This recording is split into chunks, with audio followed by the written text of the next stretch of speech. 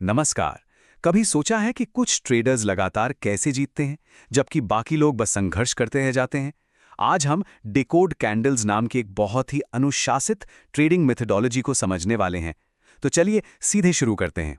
सबसे पहले एक ऐसे सवाल से शुरू करते हैं जो लगभग हर ट्रेडर के मन में कभी ना कभी जरूर आता है। देखिए, हर दिन हजारों लोग मार्केट में उतरते हैं ना, लेकिन उनमें से बहुत कम ही लंबे समय तक टिक पाते हैं। तो असली सवाल यही है कि आखिर इतने सारे ट्रेडर्स को लगातार कामयाब होने में मुश्किल क्यों आती है। इसका सबसे बड़ा कारण है बिना किसी साफ सुथरे सिस्टम या नियमों के काम करना। जब कोई ढांचा ही नहीं होता तो फैसले लेना बस एक तरह का तुक्का लगाने जैसा हो जाता है। और जब कोई सिस्टम नहीं होता तो लोग अक्सर क्या करते हैं, वे अपनी गट फीलिंग, इमोशंस और मार्केट के शोर शराबे पे भरोसा करने लगते हैं। और सच कहूं तो ये एक ऐसी रेसिपी है जिससे लगातार अच्छे रिजल्ट्स मिलना लगभग नामुमकिन है। तो फिर इस उलझन का हल क्या है? हल है एक नियम आधारित यानी कि रूल बेस्ड अप्रोच।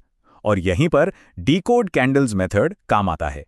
अच्छा, तो ये डिकोड कैंडल्स है क्या? देखिए, ये कोई अंदाजा लगाने का तरीका नहीं है। ये एक एजुकेशनल फ्रेमवर्क है जिसे मार्केट के शोर को फिल्टर करने और चार्ट को एक स्ट्रक्चर्ड लॉजिकल तरीके से पढ़ना सिखाने के लिए डिजाइन किया गया है। और इसका मकसद बड़ा सिंपल है, अंदाजे की जगह लॉजिकल ऑब्जर्वेशंस को लाना। जब कोई ऐसा करता है तो उसके एनालिसिस में अपने आप कंसिस्टेंसी, क्लैरिटी और कॉन्फिडेंस आने लगता है। ठीक है, तो चलिए अब इस फ्रेमवर्क की नींव बनाने वाले जो मेन कंपोनेंट्स हैं उन्हें एक एक करके समझते हैं।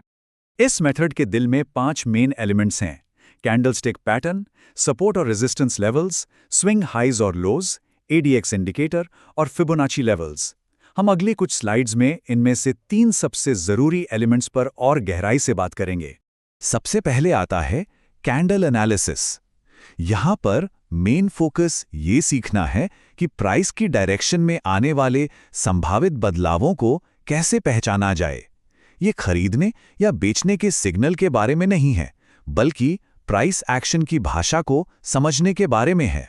अगला है एडीएक्स एनालिसिस। इसे आप अपने ट्रेंड का स्पीडोमीटर समझ सकते हैं। यह हमें बताता है कि मार्केट की चाल मजबूत है, कमजोर है या बस अपनी जगह पर घूम रही है। मतलब ये एक ट्रेंड के पीछे की ताकत को मापता है। और तीसरा, फिबोनाची कैलकुलेशन। इन्हें एक रोड मैप की तरह सोचिए। ये ट्रेडर्स को ये देखने में मदद करते हैं कि प्राइस जरूरी लेवल्स के पास कैसे बर्ताव कर सकती है जो आगे चल के सपोर्ट या रेजिस्टेंस का काम कर सकते हैं।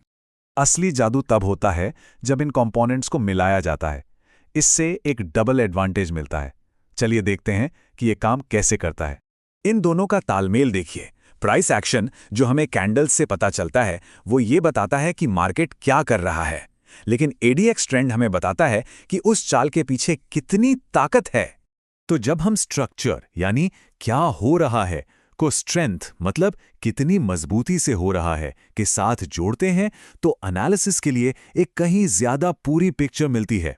ये बिल्कुल वैसा ही है जैसे ये जानना कि कार किस दिशा में जा रही है और ये भी जानना कि उसके टैंक में पेट्रोल कितना बचा है। दोनों बातें जरूरी हैं, है ना? आखिर में ये सब कुछ सीखने के लिए एक फ्रेमवर्क पर आके टिकता है और इसके साथ एक बहुत जरूरी सिद्धांत और एक डिस्क्लेमर आता है जिसे समझना बेहद जरूरी है। ये लाइन असल में पूरी बात कह देती है। इसका मतलब है कि इमोशंस को इस खेल से बाहर निकालकर मार्केट को एक शांत और सिस्टमैटिक नजरिए से देखना। और ये सबसे जरूरी बात है, ये सारी जानकारी सिर्फ और सिर्फ एजुकेशनल पर्पस के लिए है। ये किसी भी तरह से कोई फाइनेंशियल एडवाइस या निवेश की सलाह नहीं है। और ये बात आखिरी पॉइंट पर जोर देती है, पर्सनल अकाउंटेबिलिटी। दिन के आखिर में कोई भी ट्रेडिंग का फैसला पूरी तरह से उस इंसान की अपनी जिम्मेदारी है जो वो फैसला ले रहा है। तो चलिए हम इस बात को एक सवाल के साथ खत्म करते हैं।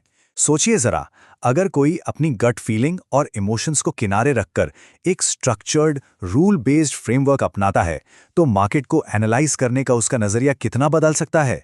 इस पर जरूर सोचिएगा। हमारे साथ जुड़ने के लिए शुक्रिया।